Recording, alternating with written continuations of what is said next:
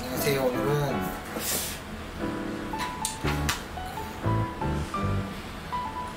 울산에 구매하신 140만원대 컴퓨터인데요. 보통 이 정도가 되면은 제일 많이 하는 게임용 컴퓨터인 것 같아요. 인텔 12세대 12400에다가 메모리 8기가 2개, P660 보드, 그 다음에 RTX 3060 Ti, P316에 SSD, DLX 23 네오 케이스에 슈퍼쿨러 750W, 서버리 쿨러 이렇게 해가지고 조립이 이 정도면은 보통 제가 주로 컴퓨터 한 게임용 한다고 하시면은 가장 중요한 건 가격을 먼저 말해주시는 게 가장 좋긴 한데, 만약에 그냥 가격도 잘 모르겠다, 얼마 정도가 좋냐라고 할 때 보통 저희가 항상 추천하는 금액대는 150만원대가 보통 나오는 것 같아요. 물론 예전에 비해서 같은 150만원대를 해도 좀 가성비가 조금 떨어지긴 하는데, 그렇거나 이런 부품들이 많이 올라서 그래도 가장 좋은 이제 이상적인 보통 컴퓨터를 한번 사서 한 5년 정도, 못해도 5년 이상 사용하기 위해서 추천드리는 금액대는 게임용 기준으로 그래픽카드가 들어가고 보통 모니터가 QHD 모니터를 이상을 쓰시는 분들 기준으로 했을 때 이게 가장 많이 쓰는 CPU는 12400 또는 13400 정도 i5를 많이 쓰게 되고요. 그리고 이제 그래픽카드는 이제 3060에 3060 Ti 정도.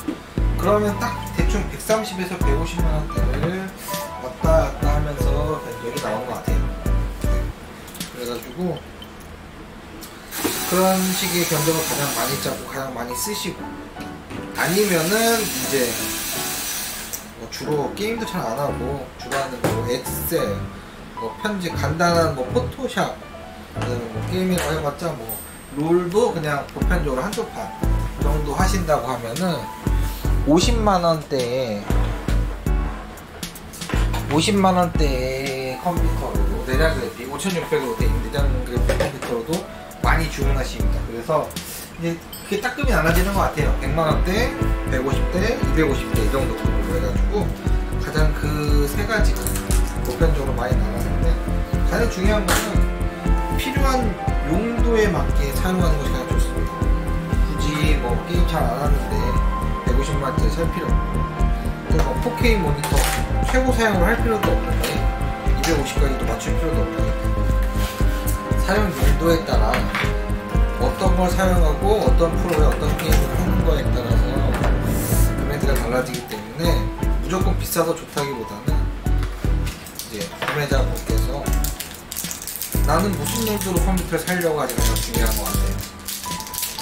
그래서 그 용도에 맞게 주문이 가장 좋다, 그런 의미에서 보통 이제 게임용을 사려고 하는데 그냥 나 다 모르겠고 금액도 모르겠고 어떻게 할지 아무것도 모르겠다라고 하면은 이 정도쯤 어떠세요? 라고 추천드리는 보통 금액대가 130에서 150대.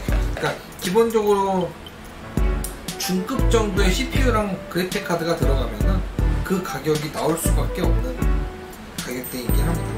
그래서 그거를 염두에 두어주고, 내가 여기서 나는 좀 더 금액을 아끼고 싸게 쓰고 싶다, 아니면은 나는 좀 더 금액을 투자해서 조금 더 고퀄리티,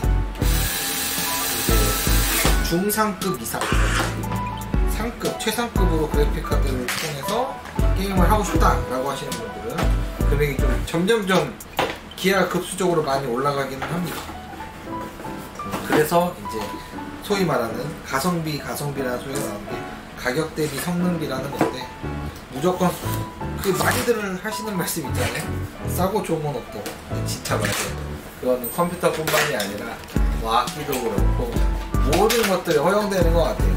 대신 같은 가격으로 얼마나 성능을 뽑아낼 수 있냐, 그런 이제 어느 정도 모든 부품들이 그렇더라고요. 스피커도 그렇고 이어폰도 그렇고 특정 금액대에 넘어가면요, 그때부터는 좀 이제 더 전문가들의 영역에 들어가 버리면 우리가 생각하는 보통 성능 향상이 나타나는 구간에 비해서 금액대가 너무 많이 뛰는 금액대가 있는데 그 금액대를 넘어가면 이제 가성비가 아니라고 하죠.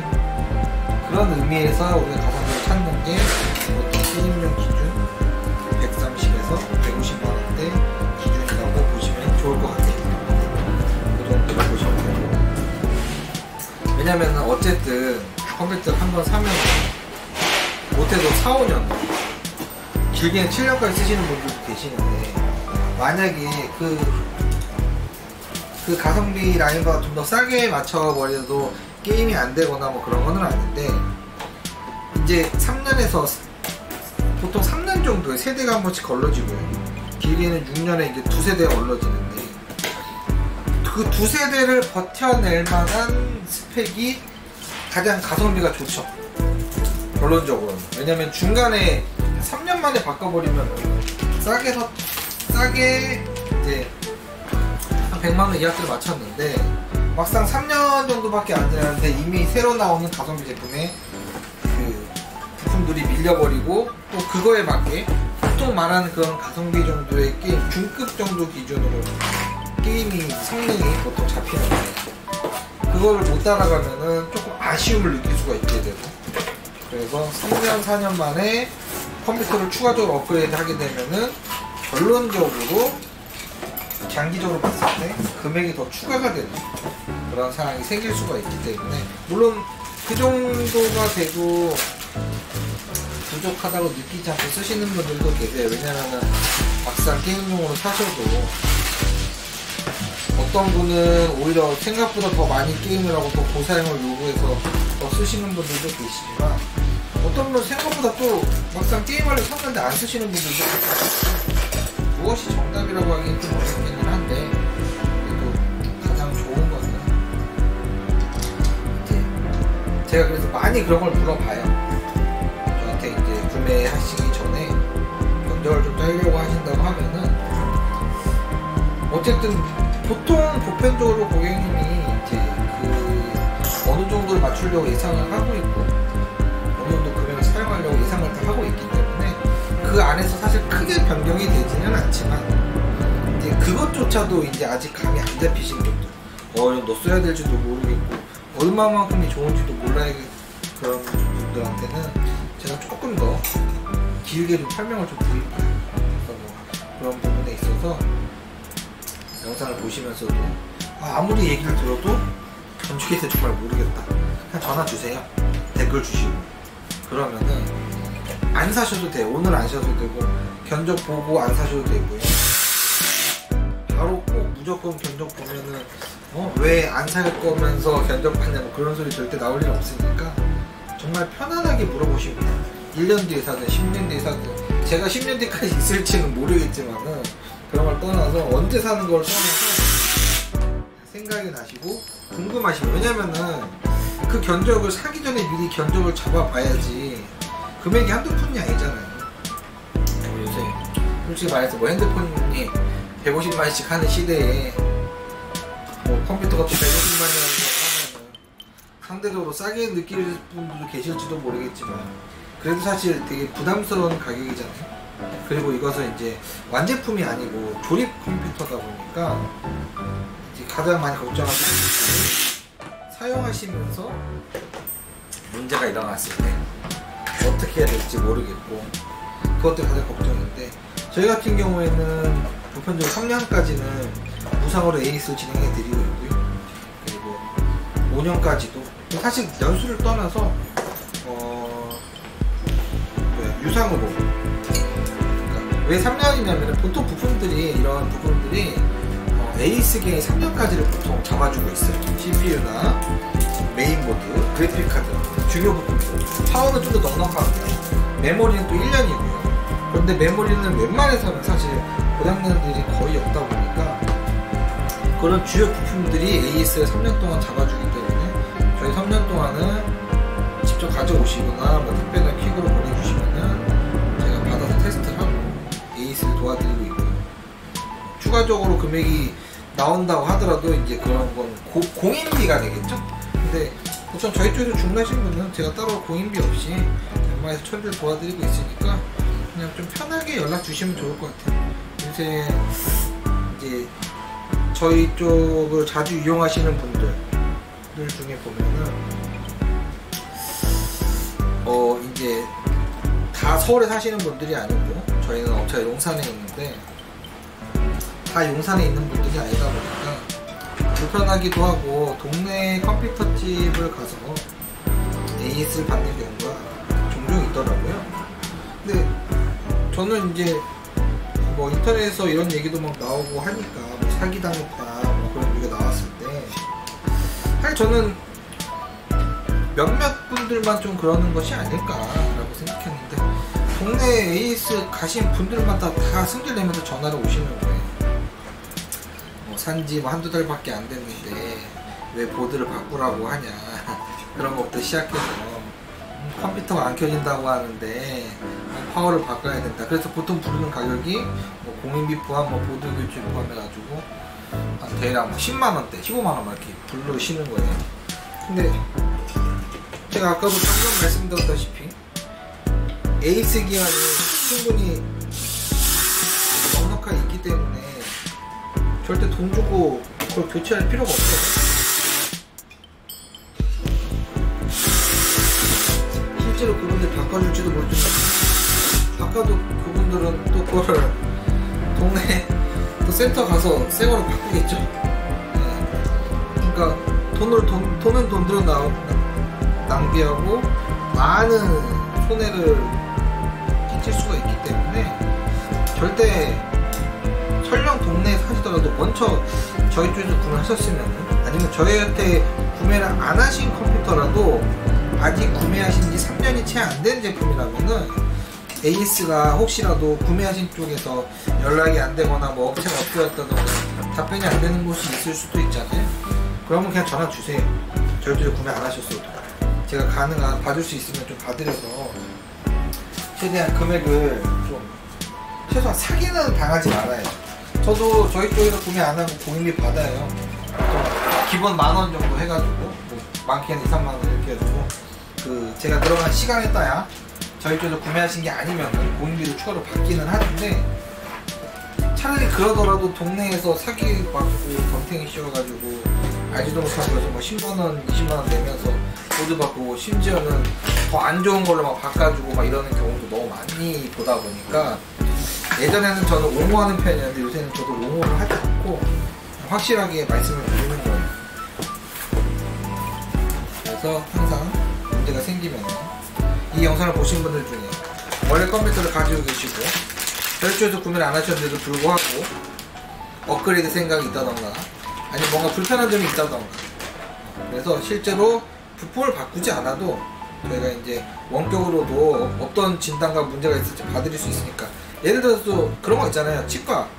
치과에서 보면은 이제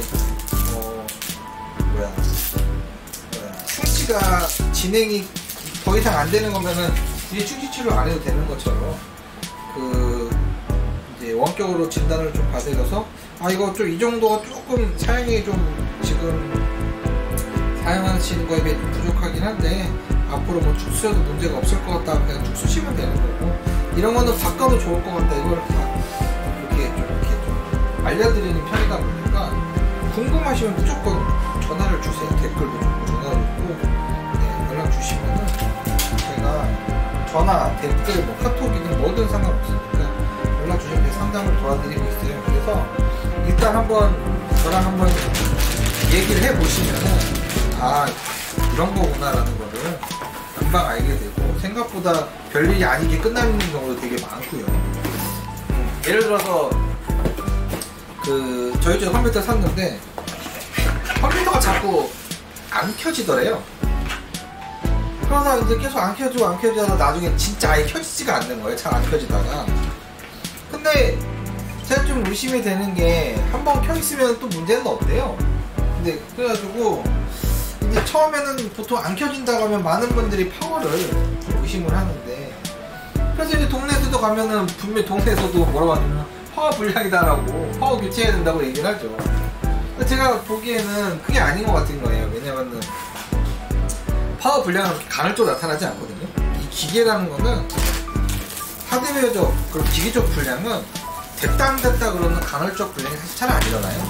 안 되면 아예 안 되고, 되면 아예 되고, 아니면 특정 상황에서 안 되는 분명히 뭔가 이유가 거의 보편적으로 나오기 때문에, 그런 게 아닌 됐다 안 됐다 그러고 어떨 때 되기도 하고 안 될 때도 하고 그런 증상이 나타난다라고 했을 때, 또 다른 걸 의심해야 될 게 뭐냐면은 케이스에 있는 파워 스위치 고장나는 경우가 실제로 있습니다.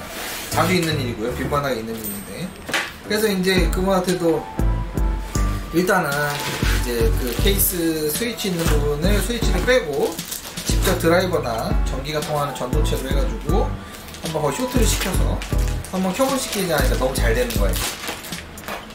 그러니까 동네에서 돈 쓸 일도 없었고, 좀 경기도 좀 계시는 분이었는데 서울까지 올라가실 필요도 없었던 거죠. 그래서 가장 좋은 거는 아예 케이스 자체를 바꾸는 게 좋긴 한데, 이제 당장 뭐 크게 돈을 쓰고 싶지 않다면은 케이스에 기본적으로 있는 리셋 버튼 스위치와 파워 스위치를 반대로 껴서 리셋 버튼으로 컴퓨터를 키우면서 쓰는 거죠.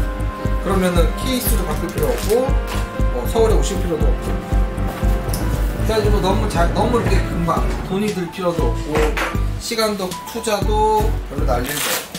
근데 사실 그런 상황에서 컴퓨터 진짜 모르는 상황이면은 진짜 컴퓨터가 안 켜지니까, 전원을 아무리 눌러도 컴퓨터가 켜지지 않으니까 너무나 그냥 손쉽게 파워가 불량입니다 라고 해도, 그 누가 파워가 불량이면은 불량이 아닌 파워를 파워 테스트기에다 확인해야 되는데, 그 일반인이 누가 파워 테스트기 갖고 있고 불량 아닌 파워를 2개씩 갖고 있는 사람이 세상에 누가 있겠어요, 일반인. 결론적으로는 테스트를 못해요. 그런가 보다 하고 마는 거예요. 교체하고. 그러면은 보통 파워 좋은 거, 싼 것도 저렴한 것도 한 7, 8만원 써야 되고 10만원, 15만원짜리 요새는 그렇게 많이 쓰는데, 덤탱이를 씌우는 건데 그냥 새 거를. 그리고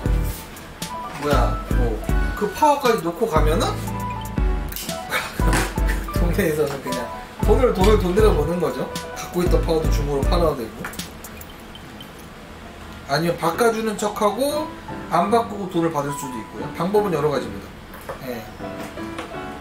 생각보다 그런 상황들이 많다라는 거죠. 잠시만요.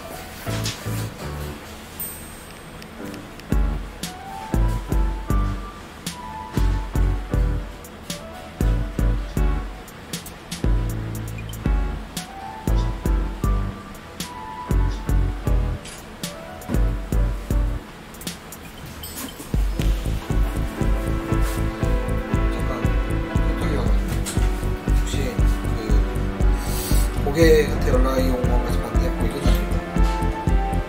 업체에서 연락이 온 거.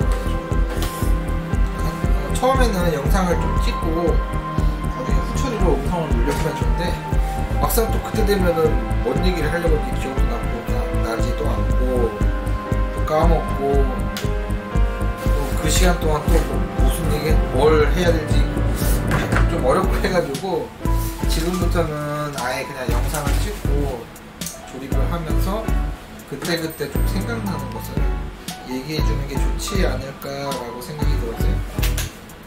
그래가지고 이렇게 지금은 자연스럽게 조립하면서 생각나는 것들, 그렇죠. 혹시나 이제 컴퓨터 조립에 대해서 또는 견적에 대해서 궁금하실 법한 것들에 대해서 얘기를 하고 있는데요. 이 외에도 추가적으로 필요한 것들, 궁금한 내용들이 있으면은 구독, 알림, 좋아요 해놓으시고 저한테 댓글 달아주세요. 제가 댓글 거의 실시간으로 보고 있으니까, 안되면 제가 답변 댓글로도 드리고, 댓글이 어려우면은 제가 이제 제 번호도 있으니까 번호 연락 주시면은 이제 전화나 카톡 상담도 도와드리고 있습니다. 편하게 그림 영상 보시면서 또 제가 이렇게 알려드린 정보를 들으면서 궁금한 점 있으시다고 하면은 연락 주세요. 그러면은 아주 재미있게, 불편하지 않게, 부담스럽지 않게 상담 도와드리고 있어요. 뭐든 상관없으시니까, 컴퓨터 관련 아니더라도 뭐 어떤 것도 상관이 없으니까, 어떤 뭐 게임 관련해서도 웬만한 거는 저도 사람인지라 다는 모르지만 웬만한 거는 알고 있거든요. 이것저것 하는 걸 좀 좋아해가지고. 그래서 이제 궁금하신 게 있으면은 구매를 떠나서 컴퓨터 관련해서, 주변기 관련해서, 조립 관련해서, 견적 관련해서 궁금한 거 있으면은 그냥 물어보세요. 아무거나 물어보셔도 돼요.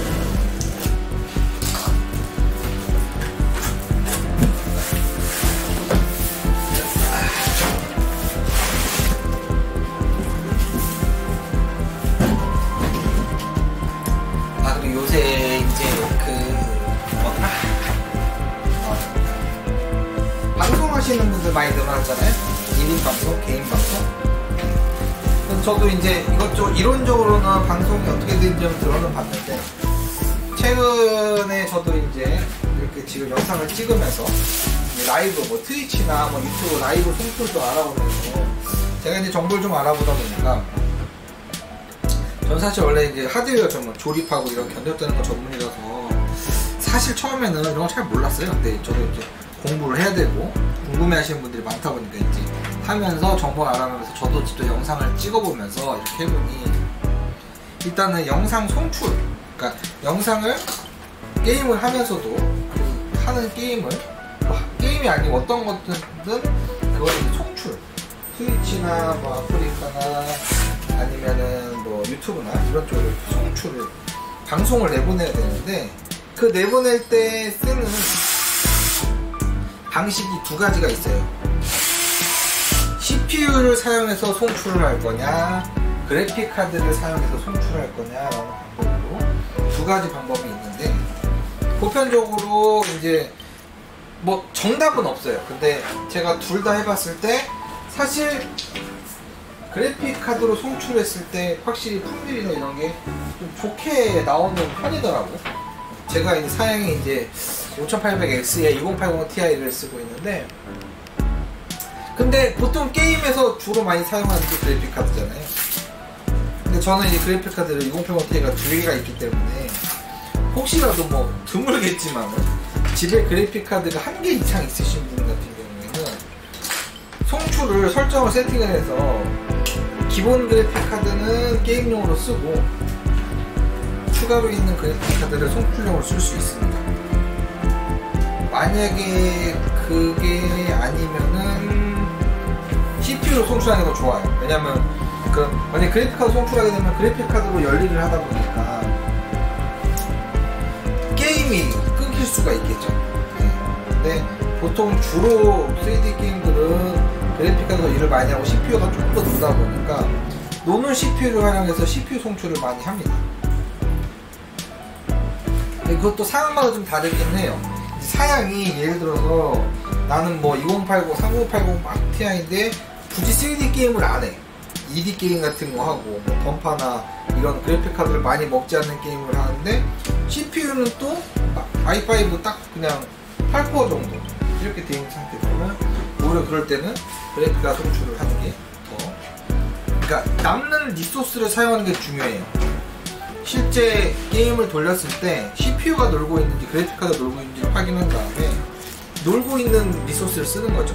CPU가 여기 있으면 CPU를 쓰고 그래픽 카드가 여기 있으면 그래픽을 쓰는 거죠. 그런 식으로 하면 되고, 그게 아니면은 투컴 송출.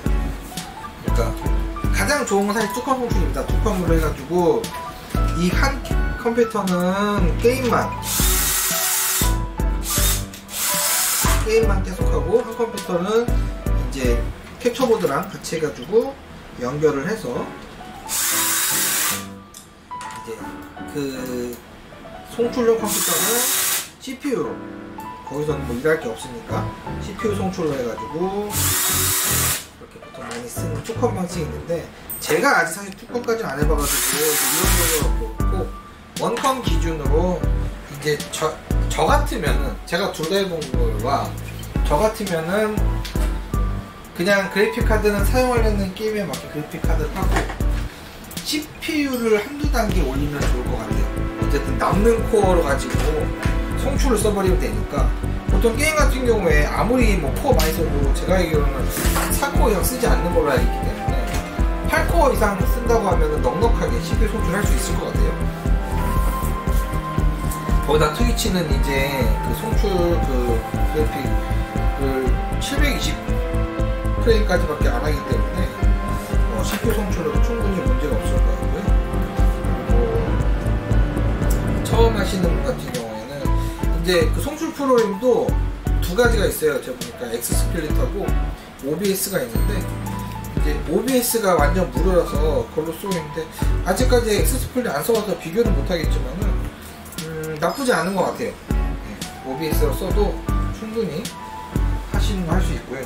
나중에 좀 더 전문적으로 하시게 되면은 그때 이제 조금 그걸 변경해가지고 엑스스플릿 좀 좋은 이렇게 제가 이제 찾아본 정보로는 다중 송출, 그러니까 트위치 하나, 유튜브 하나 이런 식이 아닌 아프리카, 트위치, 유튜브 이런 걸 전체적으로 다중 송출할 때는 엑스스플릿 좀 더 유용하다고 들었습니다.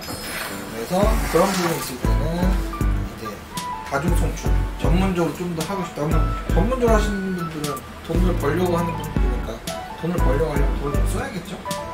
그래서 좀 그런 제품은 고성능 제품, 고성능이 아니지, 좀 돈이 들어간 유료, 부분 유료 제품을 쓰시는 것을 추천합니다. 말하면서 하다 보니까 뭐 하고 있는지 잘 모르겠네.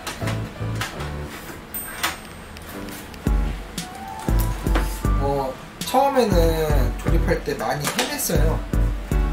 케이스도 매번 다르고 보드도 매번 다 부품이 다르다 보니까 와, 이거 어떻게 조립하지? 맨날 설명서 보고 시간 다 가고.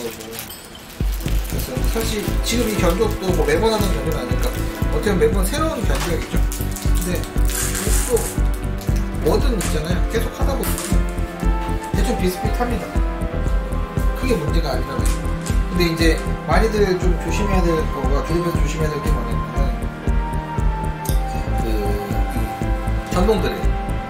전동들에 여기 이렇게 그 파워 힘 세게 조절하는 게 있거든요. 근데 이거를 처음부터 막 너무 세게 1단으로 하면은 웬만해서 손으로 조이는 것보다 더 약하게 하는 단계에서 끝나요. 근데 이제 예를 들어서 1단이라고 치면은 이렇게 이런 소리로 끝나는데, 조금 가수를 조금 올리고 2, 3단 정도 올리면은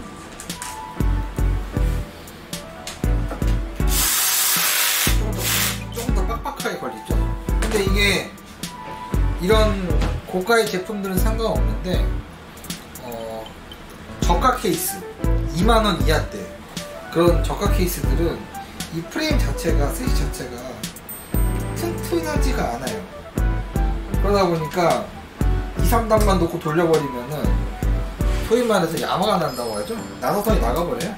네. 그래서 이제 아예 처음 조립하시는 분에게는 오히려 전동들을 추천하고 있지는 않습니다. 그냥 저희는 이제 조금 더 시간과의 싸움이 필요하다 보니까 그 부분에 있어가지고 시간을 단축하기 위해서, 그리고 대량으로 살 때도 많이 있고 또 이제 급하게 해야 될 경우가 있다 보니까 조금 더 시간 절약의 의미에서 전동들을 쓰는 것은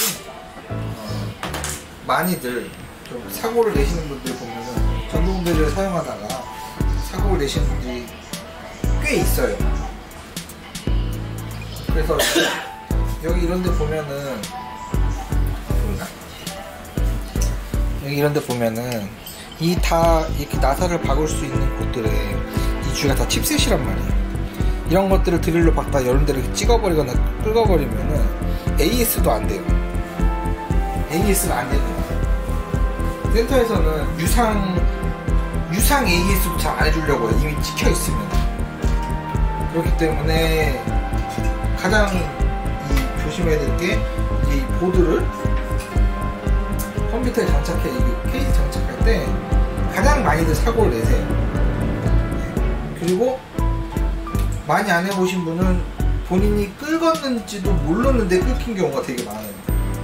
뺐다가 넣었다가 하면서도, 이 보드를 뺐다가 넣었다가 하면서도 끌어 먹어가지고 센터 갔더니 센터에서는 다 이미 자주 그런 일이 흔하다 보니 보시면 다 알거든요. 여기 끌혔네요. 실제로 카페 할 때 보면 그런 사례가 있죠. 보드 어디가 기스가 나고 끌혀서 그거 한다, 이렇게 안 된다라는 식의 그런 얘기가 있습니다, 실제로.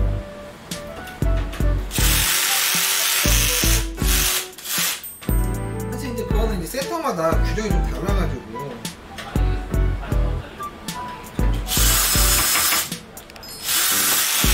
어떤 센터는 조금 유하게 이렇게 그냥 유도리 있게 하는 센터도 있고요. 어떤 센터는 좀 빡빡한 데도 있어요. 좀 어쩔 때는 뭐 억울할 때도 있고 그러긴 한데, 요새는 보편적으로 정말 웬만해서는 저 진짜 소비자 과실이 아닌 뭐 여기 뭐 커피를 쏟았다던가 아니면 그냥 누가 봐도 그냥 보드가 긁혀가지고 사용이 불가능할 정도로의 외관상 그런 게 있는 게 아닌 이상은 웬만해서 센터에서도 굉장히 친절하고 많이들 잘해주셔가지고, 제가 예전에 했던 진짜 5년, 7년 전 그때에 비해서는 이제 일반 분들도 많이 컴퓨터 조립도 많이 하시고 많이 가시고 하셔가지고 그런 게 좀 유도리 있게 서로 좋게 좀 얘기하면서 처리될 수 있었던 상황이 많은 것 같아요.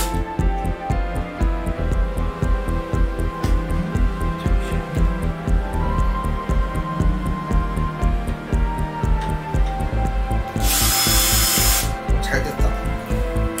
여기 지금 보시면은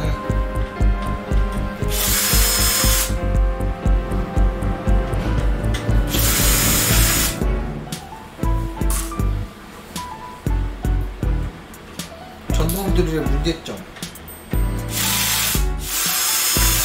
나사가 안 들어간다고 나사를 세게 돌릴 경우 나사 자체가 부서져 버린 경우 실제로 많이 있습니다. 왜냐하면 이 나사들도 분량이 있기 때문에 절대 안 들어간다고 억지로 끼시면은 안 돼요.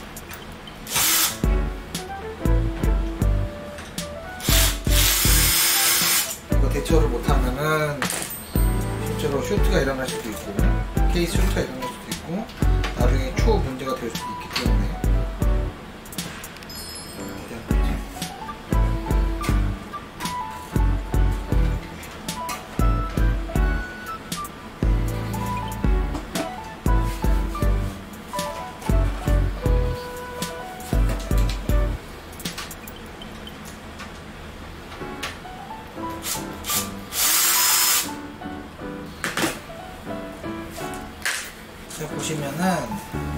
보이시면은 이게 정상적인 스탠드오프 안에 구멍이 있죠. 그래서 나사가 들어가는데 이런 식으로 스탠드오프가 부서져 버리는 경우가 안에 들어가 버렸죠. 이렇게 돼버리면 어떻게 되냐면은 문제가 생기는 거죠, 진짜로.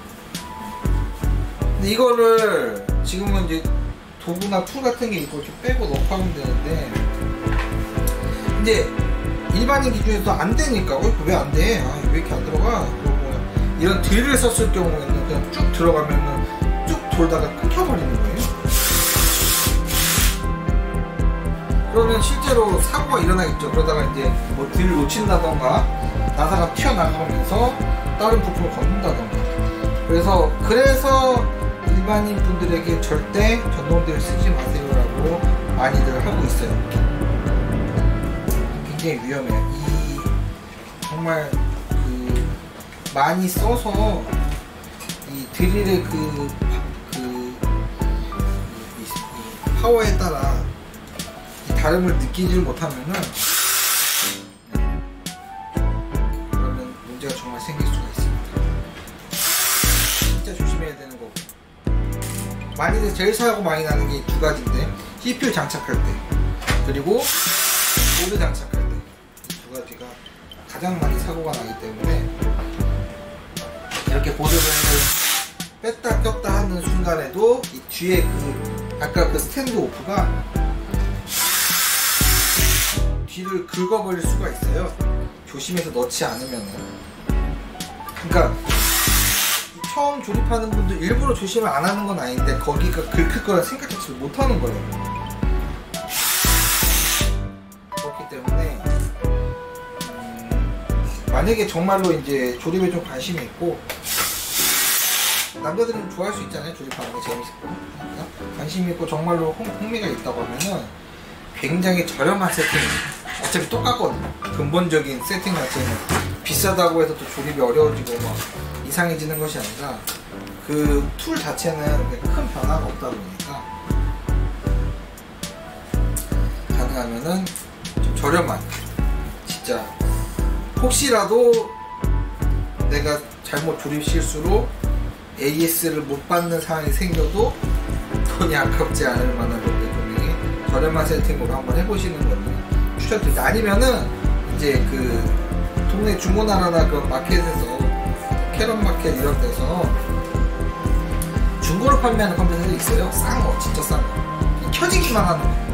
그런 거 사가지고 분리하고 조립해보는 것도 좋은 생각 같아요. 그것도 굉장히 좋은 생각이라고 생각합니다.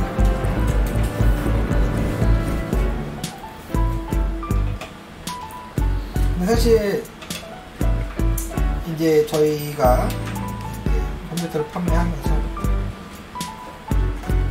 조립을 맡기시라고 하는 가장 큰 이유는 조립의 문제가 아니고 AS가 문제입니다. AS가. 왜냐면은 사람 몸처럼 컴퓨터가 안 켜지는 이유가 단순히 파워만의 문제로 안 켜지는 게 아니라 보드가 문제일 때 안 켜질 수도 있고요, CPU가 문제일 때 안 켜질 수도 있고요, 메모리가 문제일 때도 안 켜질 수가 있어요. 근데 그거를 확인을 하려면은 변인 통제를 해야 돼요. 그러니까 무슨 말이냐면은 의심될 만한 부품만 교체를 하고 나머지는 그대로인 상태에서 하나씩 변인 통제를 해야 되거든요. 근데 그 변인 통제를 하려면은 대체될 부품도 있어야 되는데 일반 가정에 그 대체될 부품을 갖고 있는 것은 제가 알기로는 없는 것 같아요. 우리 집도 없으니까요. 그러면 이제 컴퓨터가 안 켜졌을 때 센터에서는 각각 부품마다 센터가 다르기 때문에 의심되는 걸 통째로 봐주질 않고 CPU 센터에서는 CPU만 주세요라고 하고 보드 센터에서는 보드만 달라고 한단 말이에요. 근데 그거를 일반인 소비자가 어떻게 그거를 직접 또 분리하고 또 분리한 거 센터마다 왔다 갔다 하고 그걸 할 수가 있겠냐는 거죠.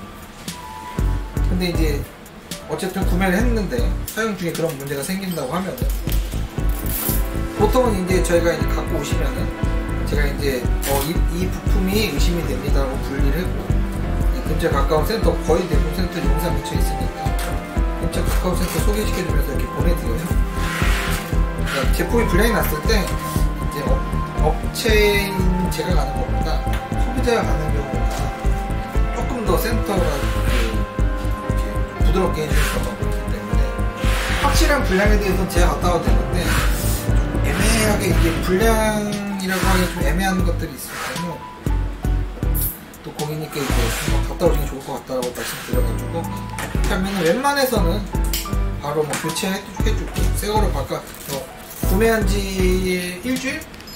업체마다 뭐 그것도 규정마다는 다르긴 한데 보통 구매한 지 일주일이 지나지 않는 제품 새 제품으로 반품용도 끊어주고요. 그럼 아예 반품하고 다른 제품을 사도 되죠. 그렇게도 가능하고 그게 아니면은 이제 교체, 새 제품 교체 또는 리퍼 제품. 그러니까 리퍼 제품은 수리가 끝난 제품이에요. 원래 고장이 났었었는데 수리가 끝난 제품 아니면은 그냥 판매는 하기 애매한 사용하는데 문제없는 그런 제품으로 리퍼 제품이라고 하는데 그런 제품으로 사용할 수 있게 교체를 받아서 쓸 수 있기 때문에 가장 좋은 거는 저희 쪽에서 구매를 하면 구매한 저희는 그거를 끝까지 책임져 드립니다. 유상으로 돈이 들 거면은 얼마 안 들면 유상도 해는 게 차라리 낫죠. 근데 유상이 너무 많이 나온다 새로 사는 게 나을 때도 있긴 한데 그거는 이제 완전 소비자 가실 경우에만 그렇고 보편적으로 소비자 가실이 아닌 일반적인 상황에서 그냥 그래픽카드가 아무 이유 없이 터지는 경우도 있고요. 전자제품이다 보니까 불량은 나오긴 합니다. 하지만 가능한 최대한 불량이 안 나오게 그리고 불량이 나도 AS가 잘 되는 것을 그런 것들을 다 감안해서 견적값을 추천해주다 보니까 소위 말해 이제 이 부품들 메이커들이 존재하기 때문에 저희가 이제 많은 제품의 불량으로 인해 또는 고장으로 인해서 AS를 가다 보면은 첫 번째는 어디가 가장 AS가 적나, 이게 가장 중요한 거. 고장이 잘 안 나는 거. 두 번째는 고장이 나도 서비스가 좋냐, 사업을 잘 해주냐, 이런 것까지 다 고려를 해서 견적을 좀 짜들다 보니까 일반적으로 그런 뭐 사이트에서 나오는 최저가 제품보다는 조금 비쌀 수도 있어요. 그렇게 엄청나게 큰 차이는 아닌 걸로 저는 찾긴 찾지만, 왜 이게 최저가부터 비싸요 라고 할 때 제가 항상 말씀드리는 건 그게 뭐냐면은, 보통 최저가 제품들은 네임밸류가 아닌 경우가 되게 많아요. AS를 보장받지 못하는 제품, 또는 AS가 좀 불확실한, 또는 애초에 불량이 잘 나는, 불량률 높은 그런 경우가 사실 생각보다 많습니다. 안 나면 좋겠지만 나는 경우가 생각보다 많이 있어요. 그래서 그런 것도 다 고려해서 좀 견적을 만들다 보면은 이제 본의 아니게 생각보다 조금 비싸지는, 최저가보다는 조금 비싸지는 경향이 생기는데, 나중을 생각해서 그게 불량이 안 날 확률까지 계산해서 쓴다고 하면 사실 그게 비싼 게 아니에요. 이거 한번 불량 나면은 컴퓨터 들고 와야 되죠. 들고 가는 건 취급이 비싸야 되죠. 택배는 또 불안하고, 고가의 제품인 경우에는 택배도 좀 불안하고, 그러다 보면은 직접 갖고 오면 시간 날리고, 뭐 저희가 또 뭐 상황에 따라서 정말 늦게밖에 안 되시는 분들은 제가 늦게까지 좀 기다려드리긴 하는데, 늦게 오셔도 바로 진행할 수가 없어요. 센터는 다 낮에 끝나니까. 빨리 끝나는데 4시 반에 끝나버리고, 요새 뭐 아직도 코로나가 거의 다 종결됐다고 하는데도 3시 반에 끝나는 것도 있다 보니까, 그런 걸 다 감안했을 때 너무 시간적 손해가 많아요. 돈 몇 푼 아끼려고. 그래서 조금 비싸더라도 처음에 견적을 짤 때 애누에서 나오는 최저가보다 조금 더 나온다고 할지라도 저는 좀 안정적인 메이커, 가능하면 불량률이 가장 높아요. 불량률이 없을 수는 없어요. 적은 건 있을 수 있죠. 없는 건 없어요. 불량률이 없다고 하는 제품도 불량 날 때가 있으니까 그거를 불량이 없습니다 라고 말씀드릴 수는 없지만, 여태까지 불량이 가장 없었습니다라는 제품을 제가 추천을 해드리는 거죠. 실제로 그랬을 때 정말로 그런 경우가 대부분이었죠. 여러분들 그런 것까지 감안하면은 금액이 조금 비싸다는 이유를 그거를 좀 알아주셨으면 좋을 것 같아요. 그러니까 많이 설명을 드려도 아시는 분은 설명 안 들어도 다 아시는데, 그래도 모르시는 분들이 있어서 왜 더 비싼 거를 써야 돼요? 성능이 달라야 돼. 성능이 안 달라질 수 있죠. 메이커의 네임밸류 때문에 비싼 거가 있기 때문에. 하지만 그게 실제 불량률이라던가 실제 AS 상황에서 처리했을 때 훨씬 추가적으로 금액을 낸 거에 비해서 메리트가 있는 경우가 많이 있습니다. 그래서 추천을 하는 경우가 실제로 있기 때문에 그런 거를 좀 감안하고 금액이 조금 비쌀 때 물어보시면 또 말씀을 드려요. 이게 이런 부품이 좀 더 메이커가 있어서, 여태까지 제가 많이 팔아봤는데 이 제품이 실제로 불량이 가장 적었습니다. 또는 불량이 났을 때도 여기는 AS를 정말 잘해줍니다. 라는 걸 많이 추천드려요. 그러니까 쉽게 말해서 모니터 같은 경우에도 제가 이제 중소 모니터 요새 좋거든요. 잘 나와요. 근데 사실 AS가 좋은 중소 모니터 찾기가 힘들어요.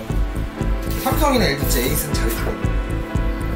근데 모니터 같은 경우에는 불량이 난다고 제가 뭔가 수리할 수 있는 부분이 아니라 무조건 센터에서만 할 수 있는 거기 때문에, 사실 그런 거에 좀 스트레스 받기 싫어하시는 분, 불량 안 나면 좋고 고장 안 나면 가장 좋긴 한데, 만약에 AS 기간이 남아있는데도 불구하고 고장이 났을 때 이것을 가장 서로 스트레스 안 받고 가장 깔끔하게 해결하는 방법은 모니터 같은 경우에는 삼성 LG가 좋긴 합니다. 그리고 이게 또 사람 눈에 보이는 거다 보니까 아무리 중소 제품들이 삼성이나 LG의 패널을 쓴다고 해도 그 근본적인 색감 자체를 표현을 좀 부족한 게 있기는 한 것 같아요. 저는 이제 모니터 벤큐, 한성 뭐 이런 거 다 써봤는데 결론적으로는 금액에 여유가 있다면은 모니터는 삼성이나 LG 쪽으로 항상 추천드리고 있어요. 그게 가장 안전하고 가장 불량률도 없고 불량이 나도 AS도 편하고. 그래가지고 뭐 금액이 아니면은 금액이 좀 중요하다, 좀 싼 게 좋다, 그럼 아예 그냥 최저가를 사세요. 중소 중에 다 비슷비슷하니까 중소 중에 조금 더 이게 더 좋지 않나 이런 생각하지 말고, 만약에 정말 가격만 생각하면은 그냥 중소 중에 가장 싼 모델로 그렇게 하는 게 좋고요. 아니면은 금액을 조금 투자해서 대기업 제품으로 하는 게 더 베스트라고 저는 생각이 듭니다. 근데 이거는 이제 뭐 사람마다 생각이 좀 견해가 다를 수가 있어요. 제 말이 꼭 정답이나 법은 아니기 때문에 또 이런 거에 대해서 또 궁금하고 다른 의견 갖고 계신 분 있으면 편하게 말씀 주세요. 그런 걸로 또 이야기할 수 있는 부분이니까. 그리고 뒤에 이제 선정리 같은 경우에도 가능하면은 뭔가 딱딱 떨어지기보다는 조금 더 유선용으로 선을 빼는 편이에요. 선이 너무 이렇게 자주 접히는 부분도 발열이 생길 수 있고 문제가 생길 수가 있기 때문에 가능한 좀 안 접고 만들어 드리고 있어요. 눈에 안 보이는 부분이고, 그리고 나중에 혹시라도 AS가 생겼을 때 관리하기 편할 수 있게 좀 유선형으로 좀 선을 따는 편이에요. 선정리는 이 정도로 일단 이렇게 간단하게 좀 정리를 했고요. 이제 그래픽카드만 꽂으면 준비 완료가 되네요.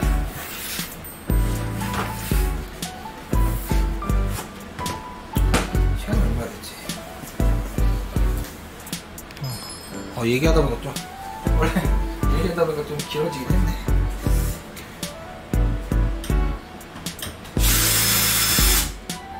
원래 보통 진짜 그냥 조립할 때 아무 말 없이 조립하거든요. 근데 이렇게 또 떠들고 이야기하면서 하다 보니까 쉽지가 않네요.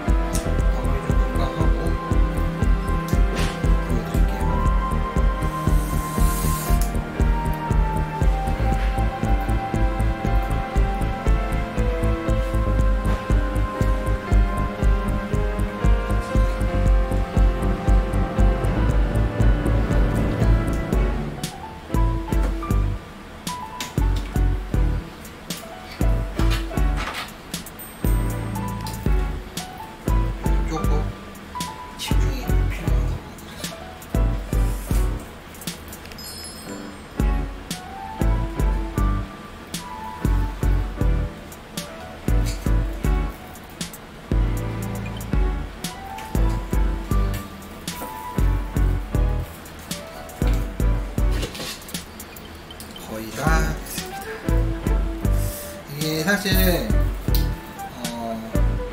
바로 직접 가져가시는 분이나 킥으로 가져가시는 분들이면 선전리를 조금 더 이쁘게 해드리는데 국내로 나가게 될 경우, 그리고 먼 거리를 나가야 될 경우에는 혹시라도 배송 중에 파손이 아닌 뭔가 부품에 좀 이렇게 충격이 갈 것도 감안해서 조금 디자인보다는 조금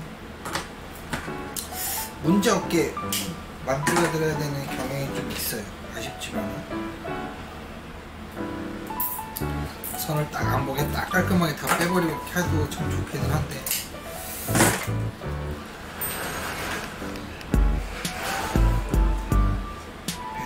배송에 문제가 안 생긴 게 가장 좋은데, 혹시라도 모를 때를 대비해서 조금 안전하게 선을 좀 잡아드리는 편입니다.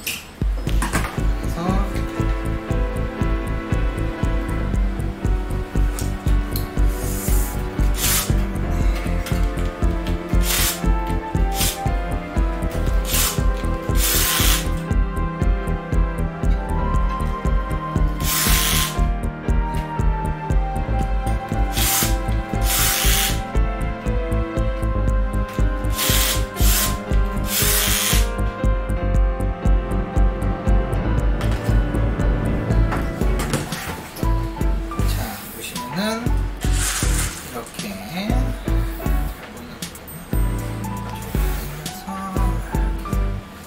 카메라를 좀